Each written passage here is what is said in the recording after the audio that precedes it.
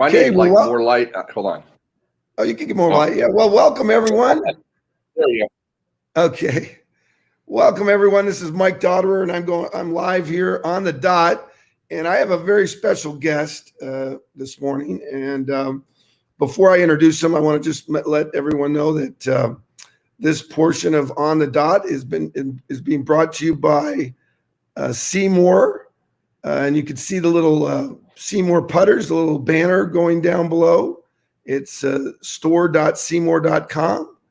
And we're also being brought to you by Club Nirvana, which is a great company that's providing medicinal help to so many people in California and Arizona. Also want to thank Super Draft Pro, which you can see that if you want to coach and have fun this weekend.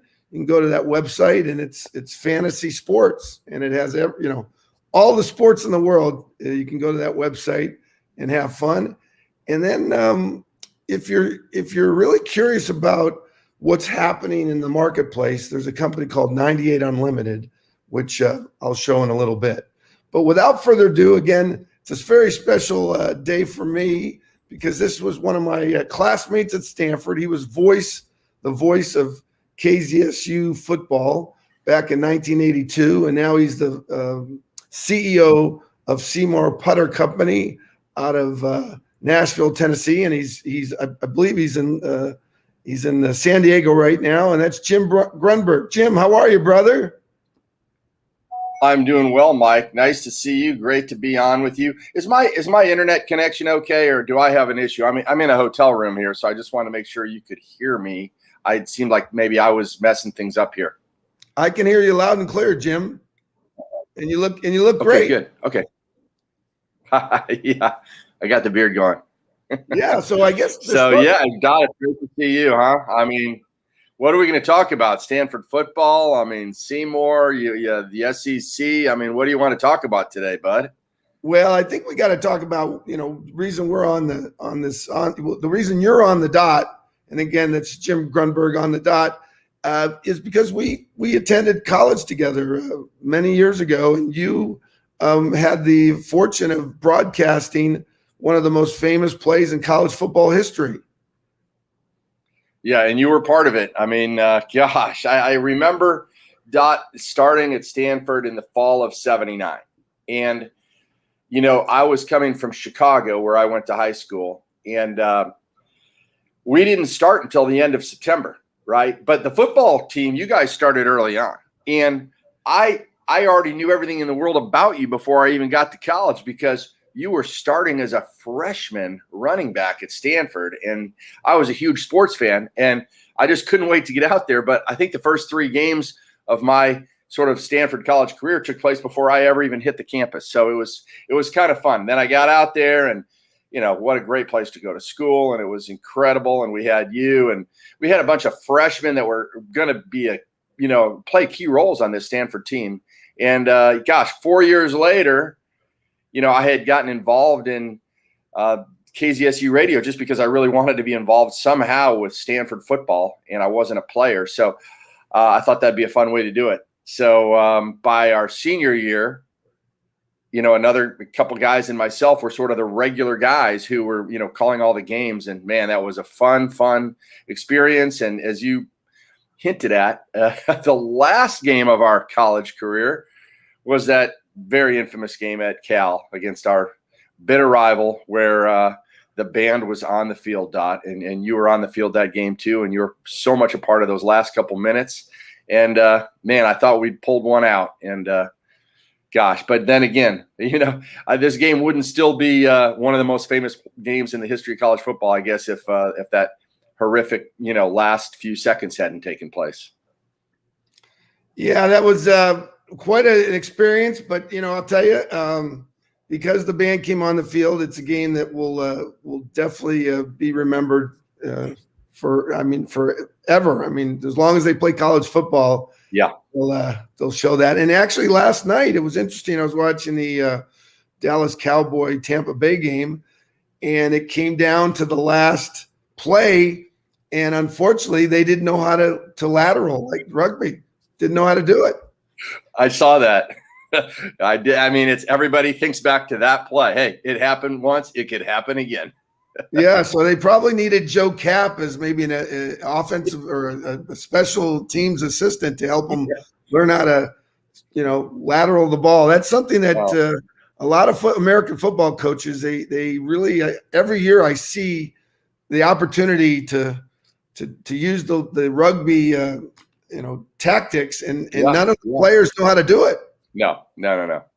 So it's worth putting a little practice in. Just go back. It really is. So. Well, that's a good segue into, I guess this, let's talk about Stanford versus USC this weekend. What are your thoughts? Well, Stanford came very slow out of the gate, right? And I mean, I'm a Pac-12 guy, and it's been really, really tough to be a Pac-12 guy over the last, half dozen, even dozen years. I think during the Andrew Luck era and the Harbaugh era, Stanford was kind of holding down the Pac-12, quite frankly, on a national basis, because we were one of the few teams in the Pac that was, regularly compared to sort of an SEC team. But now it sort of seems like Stanford has sort of taken a little bit of a step back. Every college football is all about now, east of the Mississippi River. But Stanford's got to get it going. I mean, there's no reason why Stanford can't be competitive out there. I think one of the issues last week was an uncertain quarterback situation, Dot. I'm interested in your thoughts on that it's got to be tough to go into a game when he's such a pivotal position as, I know he was trying to learn a little bit about both of those guys, but it's really tough on the quarterbacks. It's tough on the team. So this week, from what I understand, we're going with Tanner McKee. I think that gives us a shot. Anything can happen. What were we, 41-point underdogs at USC way back when this whole program turned around for the first time? And so anything could happen, but my guess is it's going to take Stanford a few games to try and get to where the coaches want them to be, which I'm not quite sure where that is. Well, it's exciting. We've got USC this weekend, and then we've got a game that I'm so excited to attend, thanks to you, Jim, because you live in Tennessee, and our Stanford Cardinal are taking on the Vanderbilt Commodores. That's one of those funny matchups that, I think for years people have always said, oh, why doesn't Stanford play Vanderbilt? Because they're sort of, at one point in time, they were, the private school within a big conference, and there is a little bit of synergy there. So it'll be a lot of fun. I think at that point in time, I think we can sort of test ourselves against a similar, sort of academic and football school, one that has to battle with all the same sort of admissions constraints and student athlete constraints as us. So that will certainly be a fun game for us to see, hey, where are we? Can we open it up? Can we have some fun playing football? Dot, I mean, you started for 4 years, and my recollection is that the offense scored a lot of points because we tried a lot of things. There seemed to be a lot of plays. I'm not sure I saw that against Kansas State. Would that be because the coaches didn't want to show something, or is there belief now that the game just should be simplified down to less complexity? I was stunned as a fan. It didn't seem like we had a whole lot going on against Kansas State. Yeah, well, it's it's the first game, and as I think there was a year when Coach Willingham, I think we lost to Texas. I think we got blown out in actually the season. Do you remember that year, Jim? Is that the one we went to the Rose Bowl? Yes. Yeah, we ended up going back to the Rose Bowl against Wisconsin. Yeah. Yes. I think that was 99. Yeah. Yeah. So you can, the moral of the story is you can regroup after, a poor initial performance. So we'll just keep our fingers crossed for our Stanford Cardinal, and the next 2 weeks, hopefully they'll improve and do better. That kind of leads me into this whole, Jim, because we've been following, obviously involved in college football for decades, 4 or 5 decades. And I got to ask you, what are your thoughts about the future of the NCAA and what's happening with the SEC and all the dynamic changes that are going on in college football? It's a little crazy. I mean, I know that it seems like, why do we need to change something that's, that's gosh, I mean, so pure and so great. But then when you really look beneath the covers, the college football world has been influenced so much by money, or since the days that we were in college, Dot. And it's been changing.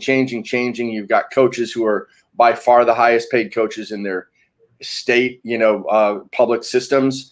And the SEC and some of the ACC and some of those conferences, football has, I don't know if it seems bigger than it's ever been, but it's always been big there, right? And then you come to a place like the Pac-12 where we went to school, and that same level of intensity, that live or die mentality, really never been there, and it's just always felt a lot more balanced. So now you've got the NCAA starting to really fracture into, smaller groups, and the SEC's got, all the power and the control. So I don't know what's going to happen. I don't know, that we've had this system where, we had one sort of college football league of Division I teams trying to find the best of the best. And now it seems like, there's more alliances, and we're starting to pay athletes in a way.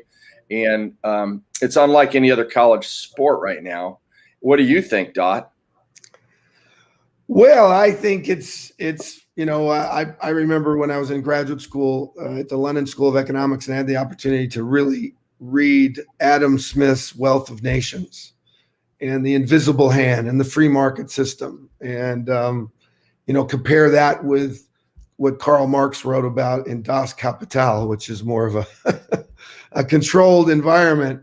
And I think, what makes America great, and the free markets, all those economies around the world that are free market, is, you let the invisible hand, you let the free market do what it's doing. And when when you turn 18 years old, you can join the Army, and you can, or the Air Force or the Navy, and you can, protect and represent the United States, or you could, you're an adult when you're 18. So college football, when you look at the marketplace, it's professional sports. I mean, Alabama, Clemson, Florida, Georgia, those schools in the SEC, I'm just naming, and then soon to be Oklahoma and Texas. It's a big industry, big business. So looking at it from a player's perspective, one of the players that go to those schools should benefit in the economics of those institutions. So I think it's an awareness. I think the public is now aware that it is professional sports, just like baseball. As you know, Jim, I come from a baseball background, and baseball, I believe, has had it right for 100 years. They have a minor league system. So out of high school, you can go right into a minor league system, and if you're a great player, you'll get drafted in the first round, and you'll get a large multi-million-dollar contract. Well, I think finally American football is realizing that it needs to behave in a similar fashion, in my opinion. And what we're seeing now, I equate this move by the SEC to similar what happened with the American Football League in 1960. The American Football League emerged, and the NFL didn't pay much attention to it. And then finally, obviously, it was a big addition to the NFL. Well, the SEC, I think you're going to see, this is just my prediction, you're going to see players from Clemson and Georgia and Alabama who are going to say, hey, I want to keep playing after my 4 years in Tuscaloosa or in Athens, Georgia, or wherever, or in Norman, Oklahoma, when Oklahoma joins. And they're gonna say, I don't want to play for the NFL. I want to stay here in Norman. And that, that's, I think if it ever were to go to the Supreme Court say, well, you know what? It's a free market system. And if they want to run it that way, so be it. So I just think the whole paradigm shifting. What are your thoughts? Do you think I'm too far out there, Jim? Well, you know what? I mean, you don't sound that crazy, to be honest with you. It's a very interesting perspective. And I think that most of what you say, I think is spot on. I mean, I think right now in college football, some of the things that have happened in the last couple of years, of course, is all of a sudden, I believe it seems to be a lot easier to transfer these days. And so, teams are constantly able to rebalance because, the team that has three, potential starting quarterbacks, one of them quickly realizes that, hey, it's going to be a long shot here. I'm moving on somewhere else. And that helps to rebalance. I love the idea of having the players be able to be paid in whatever way it is, whether it's some sort of we're going to save money now. And so when you graduate, you've got an annuity built up. You've really got a hard job in college as a college football player. It takes away a lot of opportunity costs. Other things you could be doing, not just to learn, but even to make money this day and age. I mean, I don't know how many students are out there with little side businesses making money using, social media or the internet, but it's a lot. And I think right now you've got, as you said, from 18 to 22, college players have been tied up with no compensation. Of course there is a money value of a college education, but it only has value if that's something that person would otherwise want to have. Otherwise, you're assigning a value to something that really may not have that much value to that player. So now that players can get compensated, I think that's a great thing. I don't think that's going to ruin the game. In fact, I think two things could actually help bring the game into more of a national balance. So number one is, with players able to now enjoy compensation, I mean, the Pac-12 needs to get its act together. The Pac-12 network, in my opinion, is horrific. You can't get it anywhere. I mean, it's probably a great media content, but you just can't get it. And so how in the world can we expose this conference to the country? It's a very small country right now. Everybody knows everything that's going on, except nobody knows what's going on in the Pac-12 because nobody can get the Pac-12 network. And so there's no reason the USCs, the UCLAs, the Stanfords can't figure out a way to also be recruiting great players who all of a sudden can thrive with a little compensation on the side. They can go to school where they want to go. And I do also think the playoff system opening up, I hope they stick with that to the 12 teams, because all of a sudden every team, every conference is going to have a seat at the table. So I don't want to see an SEC sort of pulling away and just doing their own thing and just leaving the rest of college football in a very tough spot. I want to see the power of the SEC and the foresight of the SEC make all of college football better and make it better for the players. Because Dot, I know you started for 4 years at Stanford. You played X number of games and you got done and your entire physical body was beaten up. And that's when all of a sudden somebody's telling you, okay, now you can go out and earn a living, but you've just earned millions of dollars for your school, your conference, and got nothing for it. Yeah, well, it's those were the days, of wine and roses back then. And yes, I played a lot. I wouldn't say I started, when you say I started all 4 years, I lettered all 4 years. Yeah, you lettered all 4 years and you were always on the field. Yes, you were always on the field. But But because we had a guy named Darren Nelson and we had Vincent White and we had John Elway and so many great players. I could list a whole list of great players. But I do think, Jim, it's going to be interesting for Stanford, the Stanfords of the world, the University of California, Berkeley. The one thing I do recall is back in the early 1950s when college football was going to another level where they were giving scholarships and they were going to go to more bowl games. And the Ivy League decided to say, we don't believe we want to grow this big. And I think our alma mater and some other schools, maybe Vanderbilt, Northwestern, some schools that really, pride themselves on their academics, and they've done that, for many, many years. They may, say, just like the Ivy Leagues, that was Harvard, Yale, Princeton, Dartmouth, Pennsylvania, Brown, all those great schools in that Ivy League conference said, in the 1950s, we're not gonna do it, and they just backed out, and they don't they said we're not going to do scholarships and we're not going to go to bowl games. So do you think there's a possibility that some schools will be are not going to go forward with this free market system that the SEC's putting forth?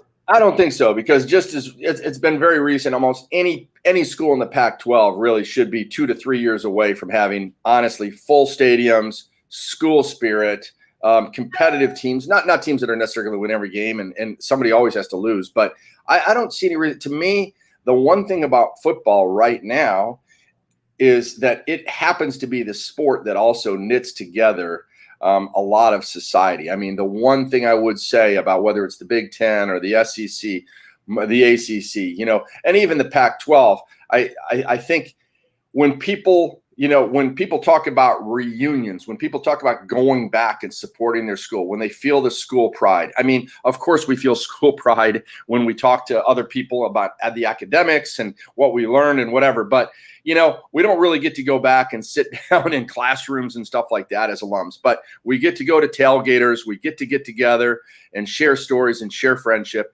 And it sort of revolves around football. And that would be a huge hole, I think, in the entire community of Stanford if that didn't happen. I don't know. I've never been to an Ivy League football game, but I see a lot of really empty seats. Of course, I've seen some empty seats at Stanford. That does concern me, but I don't know. To me, it was a lot of fun, from 2008 until just recently at Stanford. And I think we proved that we can, it's all there. The formula is there. Okay. And I think, to me, the biggest issue has been this 4-team playoff. It seemed like football became just a completely closed little group, and all the best players went to the 4 schools, and those were the only ones that were going to get all the money at the end of the year. And so everybody started tuning out. So to me, the biggest change is going to be that opening up of the playoff system. And I know everybody says, oh, the same 4 teams are going to win. That might be the case for 3 years, 4 years, but over time, if I'm at Stanford, I'm now recruiting a lot differently, because we've got a very good chance to look those kids in the eye and say, no, you've got a very good chance to play in the college football playoff. Well, it's good to hear your perspective, Jim. I think predicting the future is difficult, and I know there's a lot of dynamic changes going on, but it should be interesting following college football. And hopefully, the most important thing is the players that are putting themselves on the field, putting their because it's a violent sport. I mean, you can really get hurt in American football. Hopefully they'll recognize that that it is a job. I mean, it really is.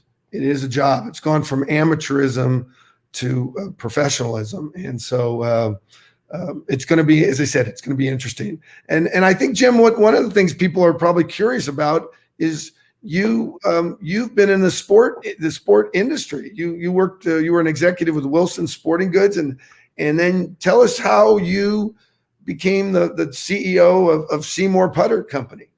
Yeah, that's funny, Dodd, because again, my love of sports, I've always thought, well, why wouldn't I try to find something, where it doesn't feel much like a job? And, it was right out of college that I realized that there were people that were working in the sporting goods industry. And I happened to have a connection with a gentleman who I grew up in Chicago. One of my neighbors was actually the CEO of Wilson Sporting Goods. And every year when we were out in the street playing football or playing, street baseball or something like that, he'd walk his dogs, and he'd just all of a sudden reach into his little, he had like a little backpack, and he'd give us fresh new baseballs, or he'd give us, something else, a football if it was street football season. And we were just like in awe. And ironically, as I was graduating from college, I thought back to, hey, there's a big, huge sporting goods company. And I know my neighbor, he was running it. So he had long retired, but somehow I put a feeler out and ended up getting an opportunity to work for the company. And day in and day out, my life was consumed with sports as a job. And so it's just kind of, at that point in time, you just sort of ride the wave and see where it takes you. And ultimately it steered me towards the golf side of things, which was, sort of the big boom sport, and several times, because that was the one sport that a lot of us, when we were no longer sort of able to join leagues and play those games that we played in football and basketball and baseball, golf was going to be the lifetime sport. So it seemed to be the right sort of niche to get into. and I loved golf, and it just kind of grew on me. So, and then as an entrepreneur, I didn't know I had that entrepreneurial spirit for a while, and then it just had the opportunity to go out and sort of start something. So we acquired a brand, SeeMore Putter Company, that had essentially sort of been dry docked. But it had one magical moment in 1999 when Payne Stewart used a SeeMore putter to win the U.S. Open, still the greatest putting performance in U.S. Open history. And he sunk an 18-foot putt, the last hole to beat Phil Mickelson, and the Dick Enberg and Johnny Miller, the announcers, they went crazy. And still to this day. And then with Payne Stewart tragically passing away in that terrible plane crash months later, it just sort of became indelibly etched in the history of sport and golf.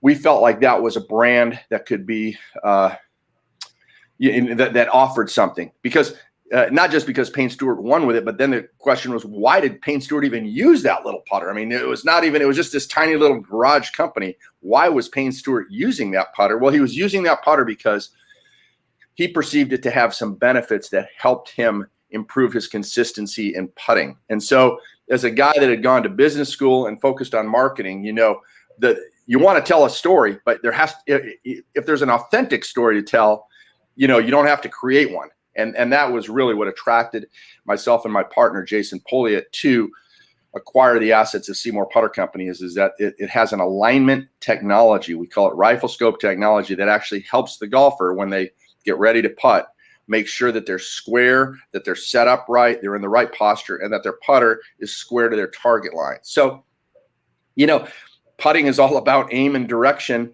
and consistency, and those three things are baked in to our proprietary technology. So, once you have a story like that, Dot, then it just becomes storytelling. And that's sort of been my career for the last 15 years. Well, I would love to have one of your SeeMore putters here in Las Vegas, because today we're going out on a practice round getting ready for the Raider Nation golf tournament. Nice. Tomorrow. Yeah, we're charity golf tournament. We're raising money for Pets for Vets. Cool. And if you're on my Facebook page, you can donate a few dollars. It's a great cause. And as you know, the Raiders are opening up Monday Night Football, their first game, Jim. I don't know if you've been following John Gruden and company, but Allegiant Stadium should be packed on Monday. Any thoughts, predictions? It's a super cool stadium. I mean, Marcus Mariota is a friend of mine. So, I know the only circumstance that would put him into the game would probably be one that wouldn't be necessarily good for Raider Nation. So I won't say anything there, but this guy is a great, great guy. I know he was a rival of ours in the Pac-12 at Oregon, not a nicer guy in the NFL, and just one of the great guys. So I hope at some point in time he does get a chance to show Raider Nation what he can do. And, he's got, I think with the right coaching, so maybe he'll be in there for some red zone packages. I don't know. It's he's hard to stop with the right offense. So, Raider. Hey, the NFL is a lot more exciting when Raider Nation is alive and well. So that new stadium looks spectacular out there, Dot. Can't wait to see it. Yeah, it's a great stadium. I had an opportunity last month. We had a Raider alumni reunion, and we had a tour of the stadium. It's a beautiful stadium. And Las Vegas is using it for everything, concerts, the rugby. I just talked to a friend of mine who's in USA Rugby. They're going to be having a big rugby tournament in October. I think it's sevens. The sevens, and they can do so many things. So I think probably every day that stadium is going to be busy with entertainment. So, and there's a possibility too, Jim. The Oakland Athletics. I think this might be the first time in history if Oakland loses the Athletics to Las Vegas, that would mean that the Warriors, the Raiders, and the Athletics have left the city. I don't know if that's ever happened before. Yeah, that's right. 3 teams will have all left. Gosh, and well, I guess they'll still have Cal Berkeley there, but other than that, I hadn't really thought about that. I know I live in Nashville, and Nashville also thinks that at some point in time they possibly could rate for one of these teams that may be moving. I mean, that of course the team I would love to have is the Tampa Bay Rays, because they got to have the best management in sports. I mean, they lose all their players every year and they still compete the next year. I don't know how they do that. Well, Jim, I'll tell you, it's been great to have you on the dot, and we'd like to have you on again, maybe halfway through the season and to talk. And I'm so excited to come see you in Nashville next week and cheer our Cardinal on against Vanderbilt. And again, if you're interested in this amazing putter that Jim has been leading, and getting, he's in San Diego route. You can see the stream. Down below it says store.seemore.com, and you can find that putter, and can they order that putter right online? Yes, absolutely. And if they just go to SeeMore.com, we kind of tell our story. There's all kinds of directions. So it's a fun website if you're into golf in any way. And of course, our contact information is on there. You can get a hold of me anytime, Jim@SeeMore.com. They can, I'll answer them, kind of immediately. Really is we love to interact with customers. I know it doesn't seem like we're certainly not saving the world making putters, but people that play golf in many ways is very important to them. It helps them relax. It helps them get away from what other stresses they have in their life. And with putting, we really do feel like we've helped golfers sort of understand that huge part of the game better and enjoy it more. So the feedback and the thrill of talking to customers that just fall in love with your product is really it's hard to replace that, Dot. So I appreciate the call out and look forward to seeing you, my friend. Thank you so much, Jim. And let's again hope our Cardinal can fare well this weekend in the Los Angeles Coliseum. And I'm pulling for my Raiders on Monday night against the Ravens. And as far as we talked about college football, hopefully they can all come together. And again, Jim Grundberg on the dot. Thank you, brother. And we'll wishing you a wonderful weekend. And I'm excited to see you next week in Tennessee. Good show. Thanks, Dot. Appreciate it. Love you, Jim. You too. Take care. Okay, bye.